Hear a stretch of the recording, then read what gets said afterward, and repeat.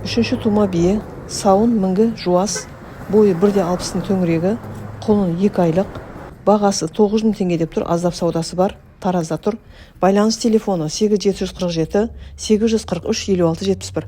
Қажет болса осы номерге хабарласыңыздар. Арнаға тіркеліп лайк басуды ұмытпаңыздар.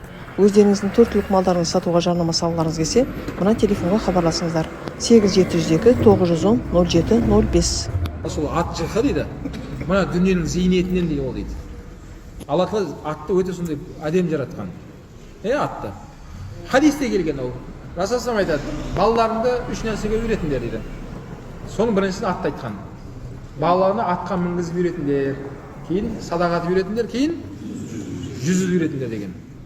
Ғұламалар айтады, атқа қанша уақыт арнап, соны сипалап, жемін беріп, қарай берсең, сағаттап жүрсің. Ол уақыттан сұралмайсың дейді.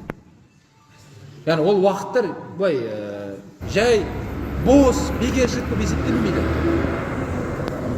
Атқа қараған кезде адам тек қана өрден бір жақсы энергия алады екен адам. Мінсең де, сипаласаң да, жанында жүрсең де, астын тазаласаң да, өзі не аласың? Адам жақсы энергия алады екен ат жылқыдан.